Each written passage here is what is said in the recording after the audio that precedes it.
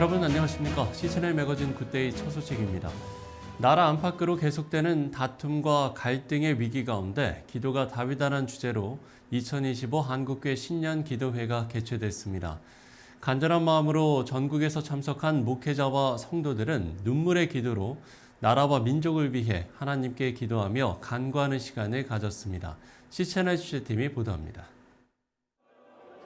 위기의 시대, 사회 계층마다 다툼과 반목의 시기를 지나고 있는 대한민국을 오직 기도로 일으켜 세우자는 2025 한국교회 신년기도회가 1월 6일부터 8일까지 강원도 원주 치악산 명성수양관에서 개최됐습니다.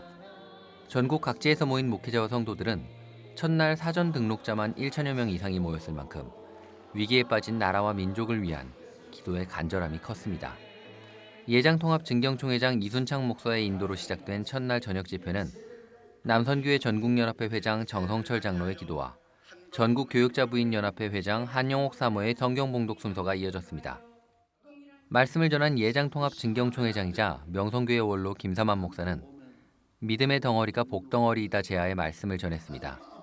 김사만 목사는 우리는 믿음의 조상인 아브라함의 자손이 됨으로써 하늘문이 열리고 축복이 시작되었다고 말하며 다른 그 어느 것보다도 하나님을 향한 믿음이 중요하다고 강조했습니다. 우리 모두는 다 대한민국도 예수님을 믿음으로 말미암아 구원을 예수께로 얻고 우리는 아브라함의 자손이 되는 거예요. 한량없는 은혜가 한량없는 하늘문이 열리는 거예요. 닫혔던 문이 열리면서 하나님의 축복이 하나님 무지개와 같이 한 곳으로 딱 비추는 거예요. 또한 그 어떤 어려움과 위기가 닥쳐도 이것을 이길 힘은 오직 믿음, 오직 기도이며 하나님은 기도하는 사람들은 끝까지 지켜주실 것이라고 말했습니다. 믿음 이외에는 절대로 위기에 당한 나를 건질 수 없어. 기도 외에는 절대로 그래. 기도 외에는 안 되는 거야. 기도 외에는 여호와가 나의 목자시다. 그의 지팡이와 막다기로 나를 보호하신다. 나를 지키신다. 나를 지키신다. 이어진 합심기도 순서는 114 기도운동본부 사무총장 이정원 목사의 인도로 진행됐습니다. 참석자들의 간절한 합심기도가 이어진 뒤 제108회 전국노회장협의회 회장 심영선 목사와 서울 동남노회장 윤호식 목사가 기도가 나라를 세웁니다와 기도가 교회를 세웁니다 주제로 대표기도를 이어갔으며 예장통합총회장 김영걸 목사의 축도로 첫날 기도회는 마무리됐습니다. 기도가 답이다.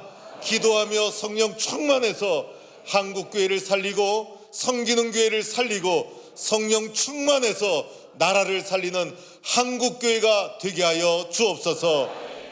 위기의 시기를 지나는 대한민국.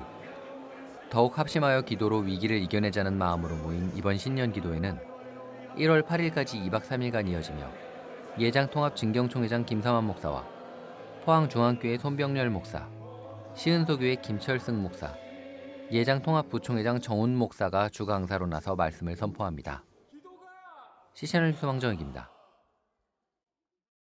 나라와 민족을 위한 초교파 연합기도회 2025 원크라이가 지난 6일 새 중앙교회에서 개최됐습니다. 올해로 9회째에 개최되는 대한민국 국가기도회 원크라이는 바람같이 불같이란 주제로 오전 11시부터 시작해 12시간을 릴레이로 말씀과 기도에 집중하는 시간을 가졌습니다.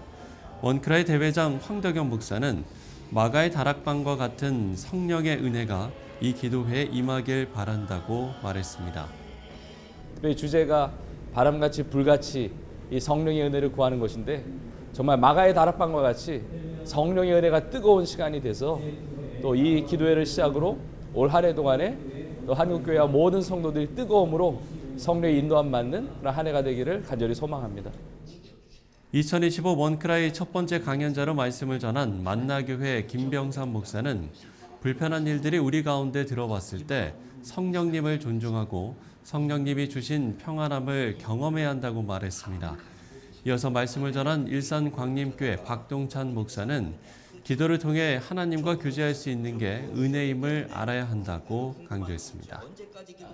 불편한 일들이 우리 가운데 들어왔을 때에 성령님을 존중함으로 성령님의 친밀함으로 인하여 성령님이 우리들에게 주신 평안함을 우리들이 경험할 수 있는가.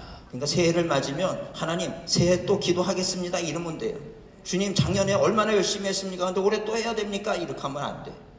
올해 또 할 수 있는 게 축복인 줄로 믿습니다. 네, 매달 성도들이 읽으면 좋을 기독교 서적을 안내해 드립니다. 김지은 PD가 정리했습니다. 아이들을 찾아가는 선생님, 이야기를 들어주는 선생님 등 교회 선생님의 역할을 강조하는 이 책은 아이들에게 어떤 마음과 어떤 방식으로 다가가야 하는지 그 지름길을 제시하고 있습니다. 청소년 사역을 통해 수많은 경험을 쌓아온 홍민기 목사는 부흥에 초점을 맞추기보다는 사랑으로 아이들을 응원하며 인내해주는 교사로 하나님 앞에 쓰임받기를 격려하고 있습니다. 소셜미디어 사역을 시작하려는 모두를 위한 책이 출간됐습니다. 저자는 왜 크리스천들이 인플루언서가 되어야 하는지, 어떤 메시지를 어떻게 전달할 것인지, 교회 친구 다모여 페이지를 운영해오며 겪은 시행착오들을 책에 담아냈습니다. 책을 통해 하나님이 허락하신 도구인 SNS를 선한 방법으로 사용하는 곳들이 많아지고 복음이 널리 증거되길 소망합니다. 성경은 동물을 어떻게 바라보고 있을까요? 신학과 철학, 목회적 관점에서 동물을 생각해 볼 수 있는 책이 나왔습니다. 반려동물과 함께하는 사람들이 1000만 명을 넘어가는 현실 속에서 신앙인이 가져야 할 책임의식과 실제 목회 현장에 일어나는 일들을 만나며 책에서 던지고 있는 질문에 대해 천천히 생각해 보시길 바랍니다. 따뜻하고 명량한 어투를 가진 나태주 시인의 인생사색 산문집이 나왔습니다. 어려웠던 시절 현실 앞에서 무너졌던 순간들을 통해 얻은 삶의 이야기들이 간결하지만 단단하고 부드러운 문체로 쓰였습니다. 책을 통해 우리 곁에 사랑을 전하는 주변 사람들을 알아차리고 나태주 시인과 함께한 하나님이 우리의 하나님도 되심을 발견하시길 바랍니다. 우리가 예수를 더욱 닮아갈 때는 성령의 9가지 열매를 통해 예수 그리스도를 닮아가는 삶을 제시합니다. 오늘날 자기중심적인 문화 속에서 성경으로 돌아가고 성령의 열매를 맺는 삶이 우리 삶의 진짜 목적임을 강조하고 있습니다. 책을 읽는 모두가 사랑의 열매를 통해 믿음의 증거를 세상에 보이며 살아가는 크리스천이 되시길 소망합니다.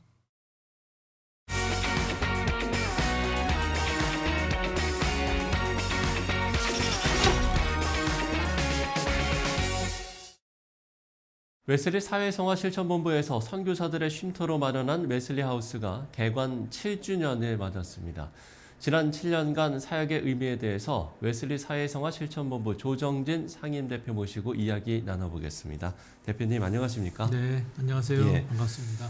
예, 반갑습니다. 정확히 하면 지난 2024년 12월, 그러니까 지난달이 7주년이었던 거죠? 네, 그렇습니다. 저희가 2017년 11월에 웨슬리 하우스 선교관이 개관이 돼서 네네. 뭐 7년을 맞이하기까지 코로나19도 있었지만 전국적으로 이렇게 선교관이 활성화되고 제가 7년을 이제 맞이했습니다. 7주. 예.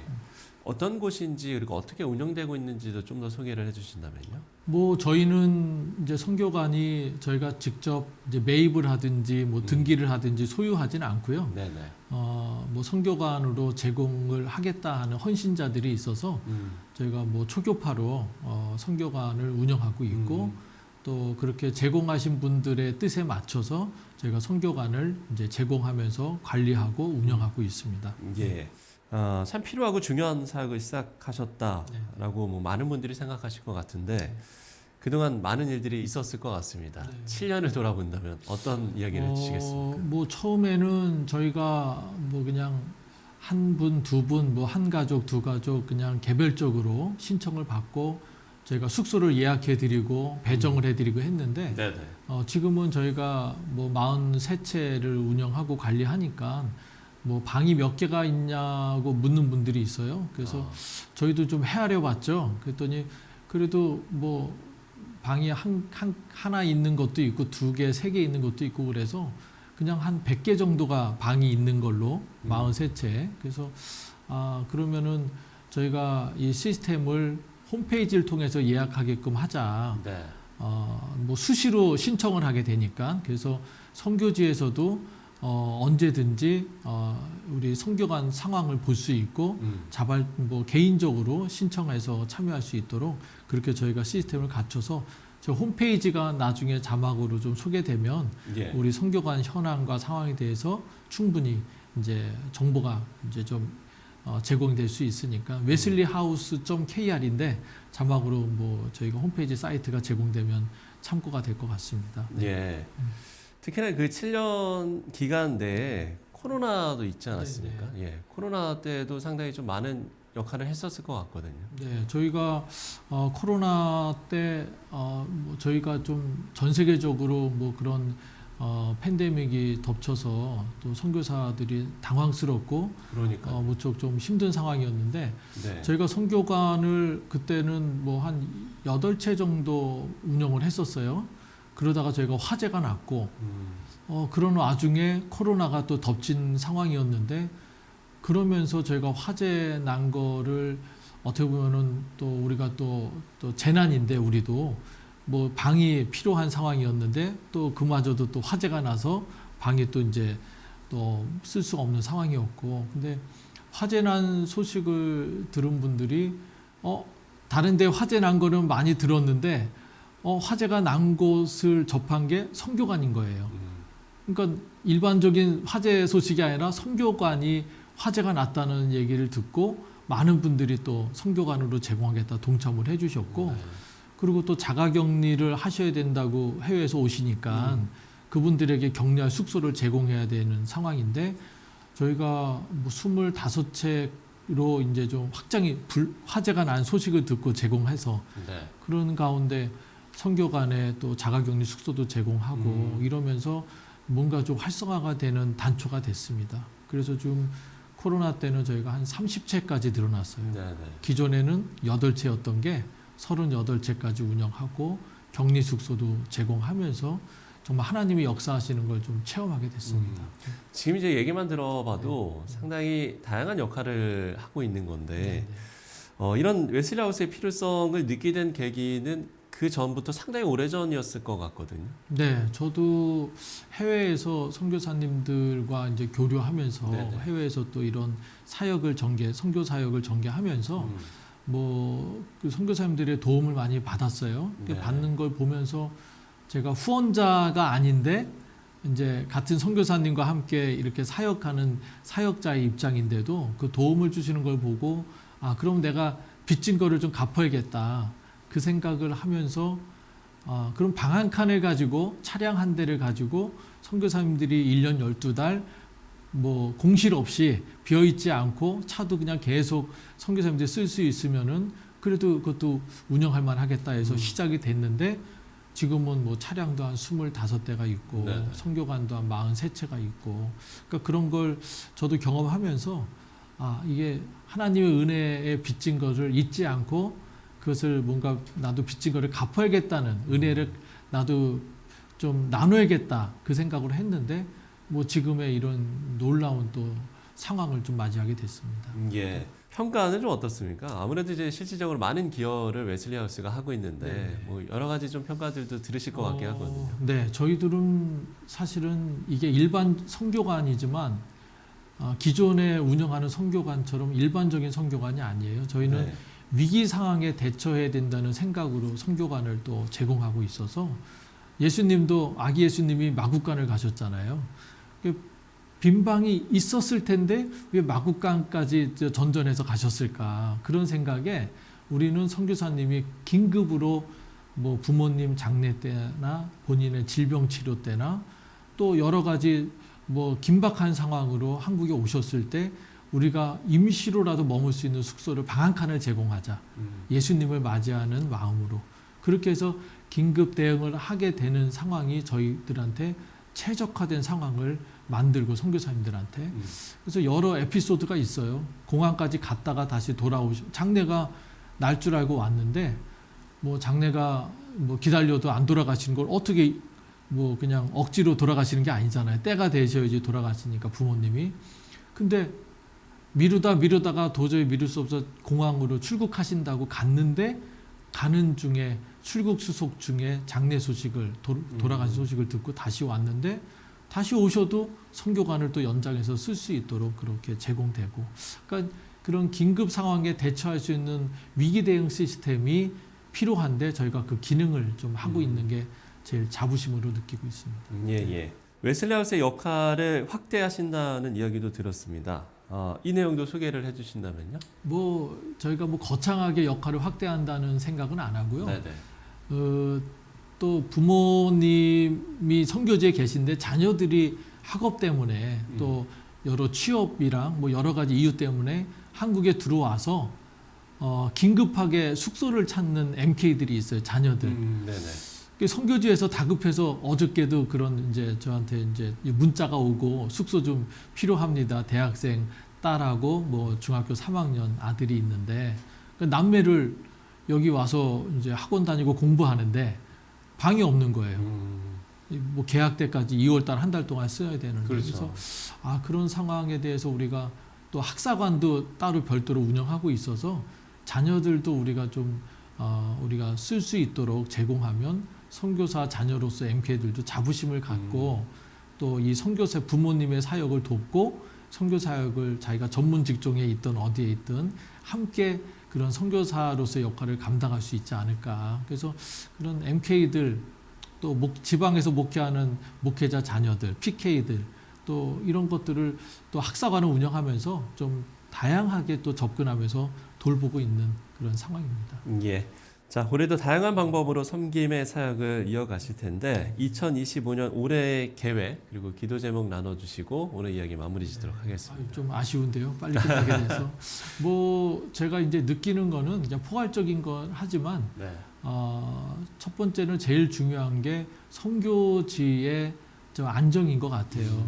긴급 상황이 벌어지는 거, 또 철수해야 되는 상황들, 또 추방돼야 되는 비자 문제 때문에 그런 상황을 놓고 볼 때 선교지가 선교사님이 가장 안정적인 상태에서 사역을 하셔야 되는 것 같고 또 두 번째 기도 제목 나눌 건 선교사님의 건강, 가족들의 건강이 보장이 돼야지만 또 이 선교 사역도 감당할 수 있기에 최적화된 상황이고 또 마지막으로는 저희가 선교사님들에게 차량과 선교관을 제공하는 것처럼 선교사님들을 우리 한국교회가 부흥한 만큼 선교사님들께 파송하고 또 해외에서 또 선교 사역을 아주 활성화되게 감당하시는데 네.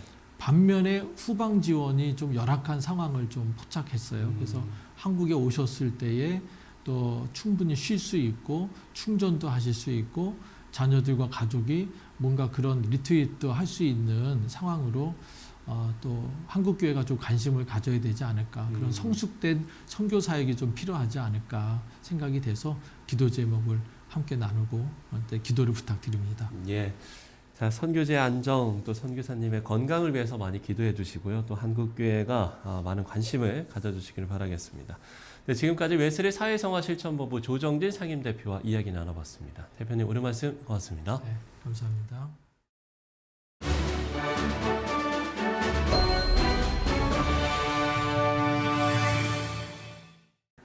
앞서 이야기를 나눈 것처럼 나누고 섬기는 일은 언제나 더 큰 사랑을 낳습니다. 하나님이 하시는 일이기 때문에 그럴 텐데요. 혼란과 슬픔으로 맞이한 새해였습니다만 곳곳에서 긍휼과 회개의 기도로 출발한 2025년이니만큼 더 아름다운 열매로 맺히길 기도해 봅니다. 실천의 매거진 굿데이 오늘 순서는 여기까지입니다. 시청해주신 여러분 고맙습니다.